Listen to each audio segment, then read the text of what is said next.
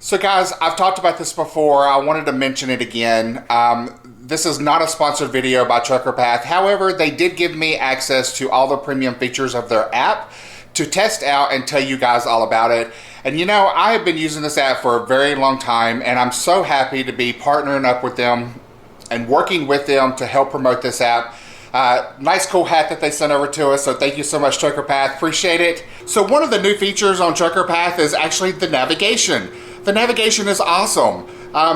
When we were getting ready to do this pickup, we were headed to a nuclear power plant. Navigation on Trucker Path actually found the address, whereas our Ram McNally could not. It got us to the general area, but it could not get the actual address.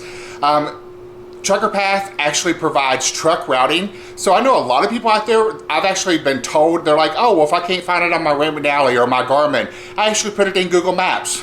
Google Maps is not truck routing. It is not truck friendly. Trucker Path is. So guys, I'm telling you, this is actually a huge benefit. It helped us out on this run. I absolutely love it. There's so many features about Trucker Path. They have so much more, from the navigation to finding truck stops, to Walmarts, places to park, way stations. If you haven't used it, go check it out. It's free to download. It's free to use their basic apps. And then they do have more premium apps like the navigation that you can pay for a subscription. So if you haven't checked it out, go download the app now. It's available in the App Store as well as Google.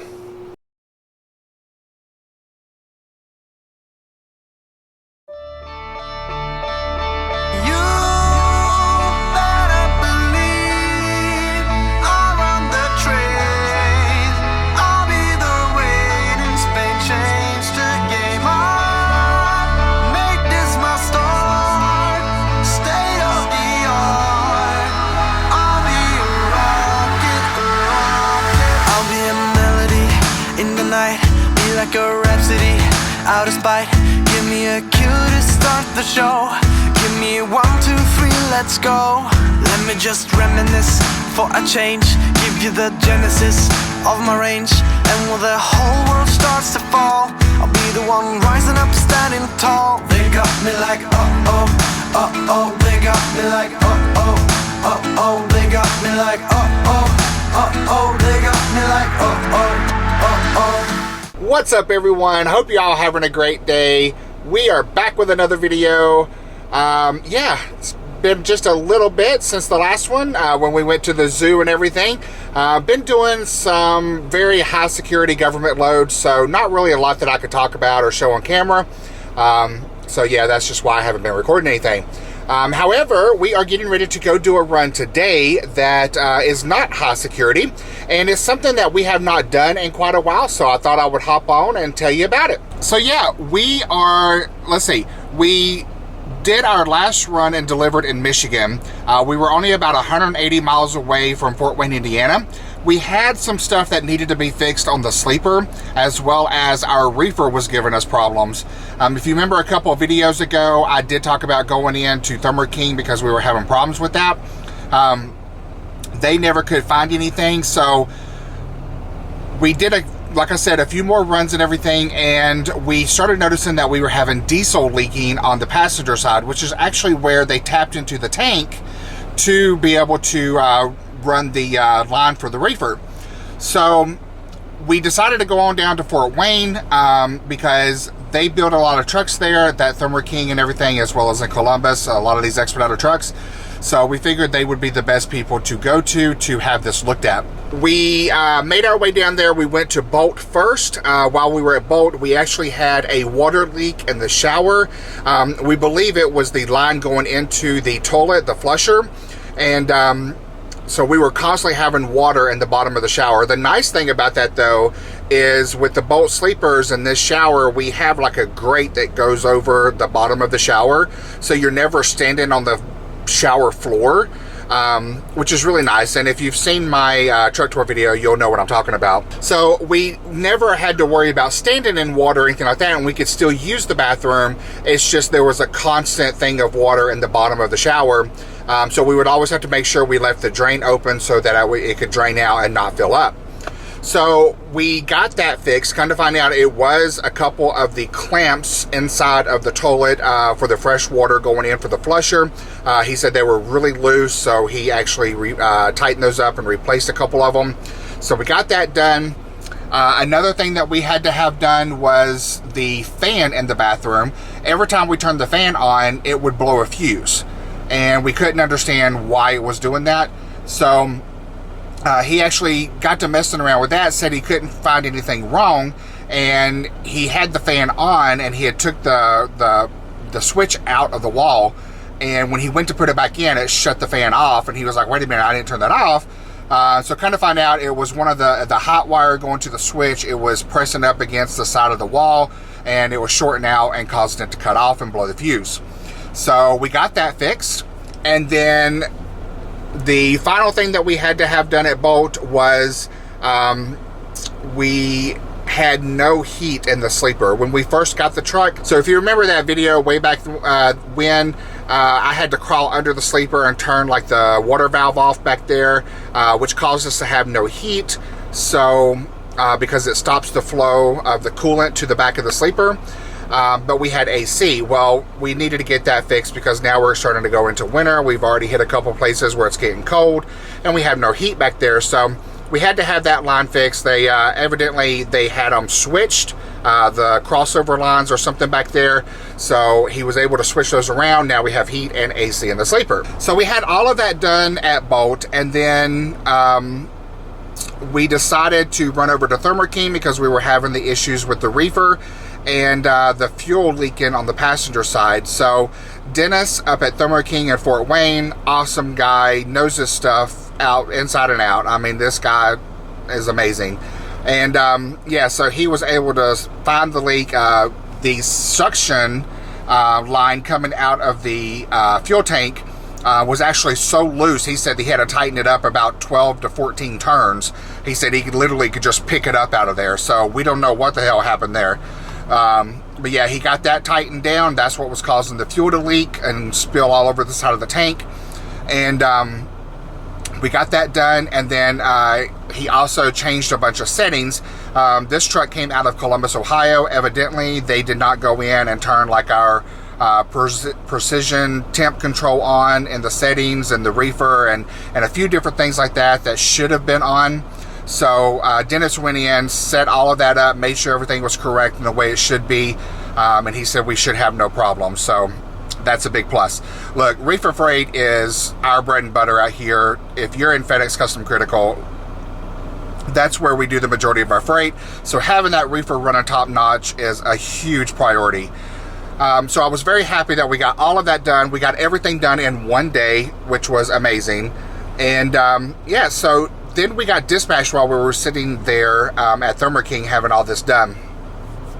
So let me tell you about the run. We had about a 180-mile deadhead. We are picking up in Michigan, and we are going to South Carolina. And this is going to be a one-piece 700 pounds, and it is a hazmat load radioactive. So that's what I wanted to talk about.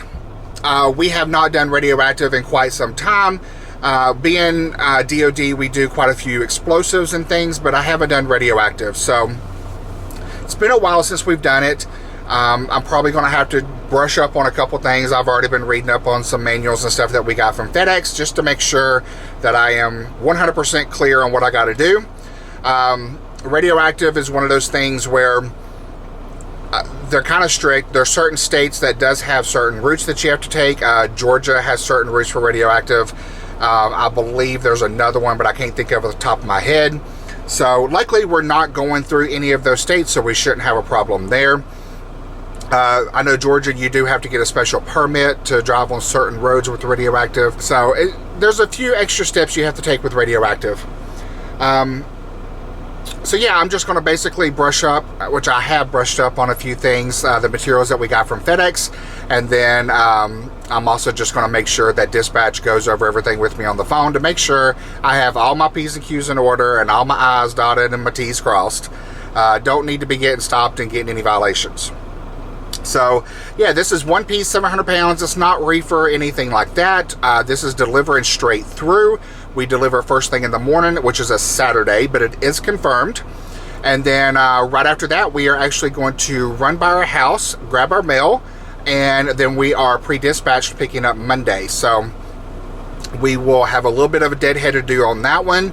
And that one is a high security load. So yeah, but we don't pick that up until Monday morning. So other than that, right now, we just got up this morning, we showered, got everything ready. We still got about 60 miles to go. I was looking at the GPS here. Stopped off at a Walmart that's on the way. Dawn has ran in to grab us something to eat. And so we're gonna eat lunch, finish during our deadhead, make our pickup, and then get on the road going down to South Carolina. So I'll check in with all of y'all a little bit later.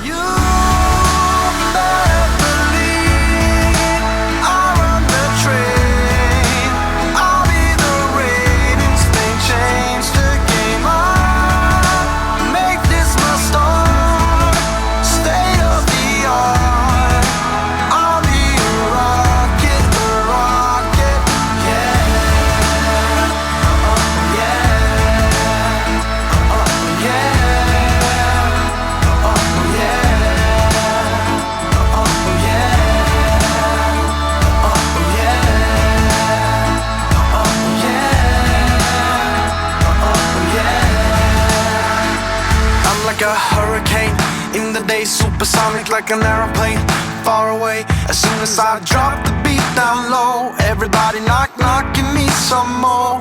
Let me just improvise a couple lines, break it down, symbolize a couple times. And when the whole room starts to cheer, that'll be the reason why I'm here. They got me like uh-oh, uh-oh. They got me like uh-oh, uh-oh. They got me like uh-oh, uh-oh. They got me like uh-oh, uh-oh. You better believe I'll run the train. I'll be the rain and spin change the game up. Make this my start, state of the art. I'll be a rocket, a rocket. I'll be ready in the night, on the gas, out of spite. Give me a killer, start the show. Give me a 1, 2, 3, let's go. Let me just reminisce for a change. Give me the Genesis on the range.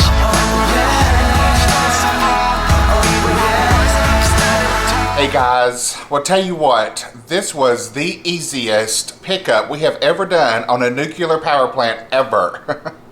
Normally, one reason we haven't done radioactive in so long is because when you go to these power plants, they want to strip everything out of your sleeper. They want to go through everything in the truck, open everything up. I mean, we've heard horror stories, and we've actually had it happen to us in the past where everything is just ripped out of the sleeper and they don't put anything back.